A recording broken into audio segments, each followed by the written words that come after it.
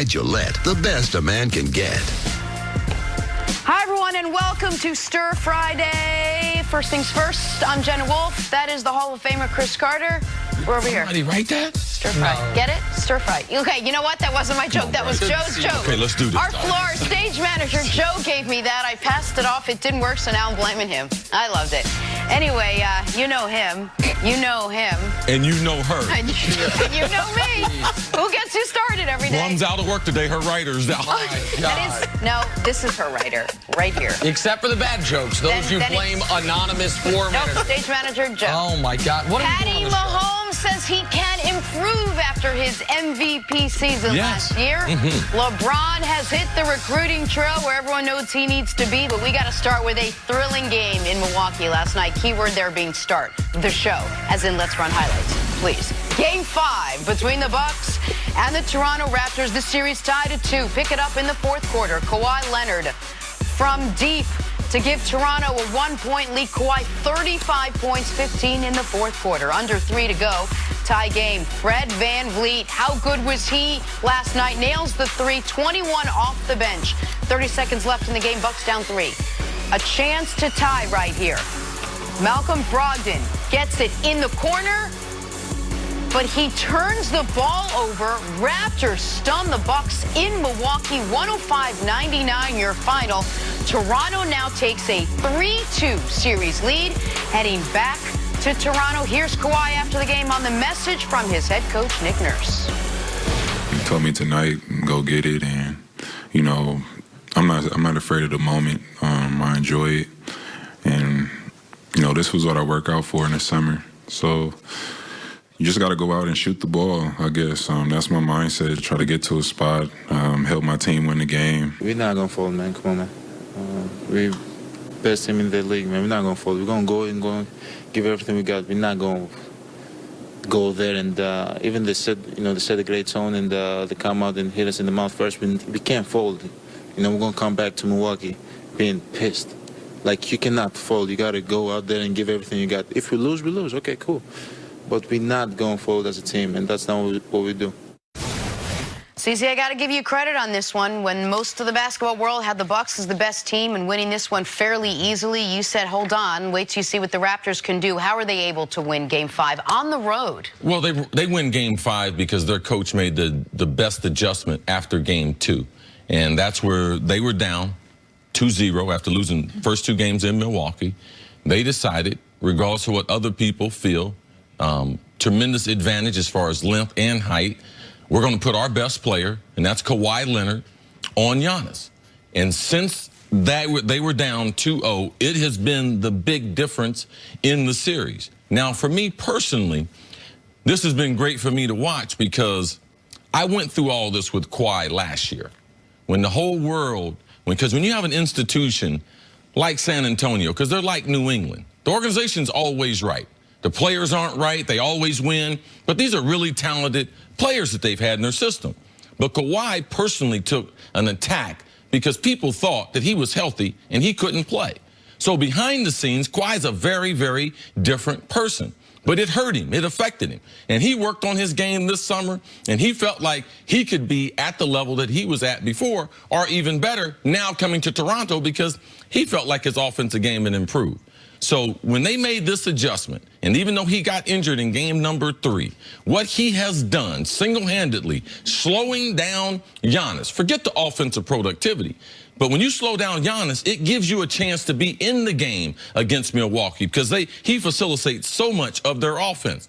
And his ability to be able to score the basketball, led last night by 15 points in the fourth quarter, it was phenomenal. We know Kawhi's not 100%, but to see the type of effort, to see the skill for which he plays with, man, that's what this was about. Nick Nurse, he made the adjustment of this series, and that's how I felt like they won last night's game, depending on Kawhi Leonard. The last 3 games, Giannis has shot 33% from the field. That's why the Raptors have the lead now, Nick. Quickly on Nick Nurse, the other adjustment he made within the game last night was a very quick trigger on Danny Green. Danny Green, you are not you're there to hit open corner threes. Oh, you missed 3 of them to start the game. You don't need to play anymore. Fred VanVleet, who was a couple games ago, had made 4 of his last 28 shots and 3 of his last 23 threes. He continued to have faith in him. VanVleet was quite good in game 4 and was exceptional in game 5. He hit 7 threes last night to lead the team, lead the bench. You know scoring, why? I should say, with 21 Birth points. of his baby, felt good, life is great, get out there, put on a show. Yeah, I thought that was good for 1 game. So, yeah, I mean, last night he was exceptional in those minutes that would have gone to Danny Green. But the story of the game is the claw. The story of the game is Kawhi Leonard, and we have known ever since. There's a great moment in the 2013 finals. That's the Ray Allen finals, the finals the Spurs lost, of LeBron James, peak of his powers, LeBron James at the free throw line, getting ready to shoot a second free throw. And he hears the horn sound because someone's checking in. And he turns over his shoulder and he sees it's Kawhi, and he goes, shrugs his shoulders a bit. Apex LeBron James saw a young, early 20s Kawhi Leonard checking into a game and said, damn it, this is about to get a lot harder. We knew the type of defender Kawhi was from that moment forward. He won a finals MVP because of that defense the following year. But what last night was fully formed, all-around greatness Kawhi Leonard. This is the first time in his career he's had 9 assists. Which I think startles some people if they don't watch that closely. And, Nick, I got to give you credit. When we talked about the greatest players, you talked about there's one slight little hole in Kawhi's game, Chris. As far as a playmaker, he's not Harden, he's not Steph, he's not LeBron, he's not KD. He's not the passer of those players. And I said, Nick, it's more of the system. I believe that he's going to be a worker like with the basketball IQ he has and the way he plays the game, he should be a better passer. Last night, best passing game that he... Right, because it startles people. Kawhi Leonard, 0 career triple-doubles. Well, you can't get triple-doubles if you never get 10 assists. And so it's very difficult. You're not going to get steals and blocks. And so Kawhi last night, he was great defensively, as always. He pours in 35 points, 15 in the 4th quarter, a quarter the Bucks went into the quarter leading, a game the Bucks went into the quarter leading. He was exceptional. Giannis is going to win league MVP, whether you think it should be Giannis or Harden. Everyone knows that those are the top 2 guys. Kawhi has outplayed him this series. He's the biggest reason the Raptors are up 3-2 after falling down 2-0. And in case you've been living under a rock, Kawhi has played max minutes. Kawhi is exhausted. Kawhi is playing on 2 legs that have really been bothering him. I mean, this is a guy who has really carried this team even on the nights that he doesn't have. If you look to the other side, Chris, you said something interesting yesterday. You said it seemed like the Bucks are resting on their laurels of the regular season. Yeah, but we were so good in the regular season. Don't worry, we got this. You talked about the difference between this is now the postseason. It's a different beast, and maybe experience is a factor. Maybe the Bucks just assumed they were going to win last night, came out and couldn't handle Kawhi. Nick talked about when this series began, can this team get to the NBA Finals with skipping a step? And to me, that step is part of experience. I don't like to give athletes or teams credit for things they have not done.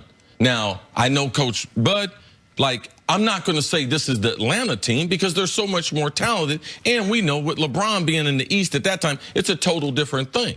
But the Bucks have to be able to prove it. They have to validate those 60 wins in the postseason. And the postseason play is so different.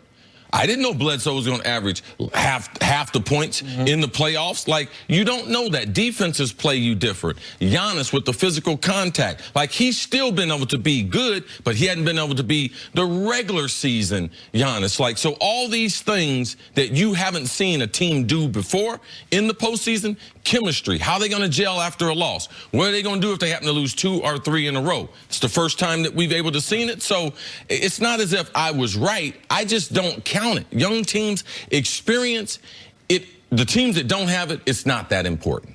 But you can see it's hard to get to the finals without going through struggles like this. Now, this could be the struggle to get them over the top. Well, that's right. And this could be that they could still skip that step. This series, I know it's 3-2 Toronto. Here's where we're at. Through 5 games, these two teams have scored an identical amount of points. Through 5 games, the Raptors have won a blowout. The Bucks have won a blowout. The Raptors have won a game. The Bucks led going into the 4th. The Bucks have won a game. The Raptors led going into the 4th. And then there was a double overtime game. The double overtime game, Toronto won. That's the difference between them being up 3-2 and down 3-2. Of course, any game that goes to overtime, single or double. So listen, I think Milwaukee is still very live. I think Milwaukee they wanted to win last night's game. Some would say they needed to win last night's game, but they're a win on Saturday away from having a home game 7 to go to the NBA Finals. But there's a first 3-game losing streak in 15 months.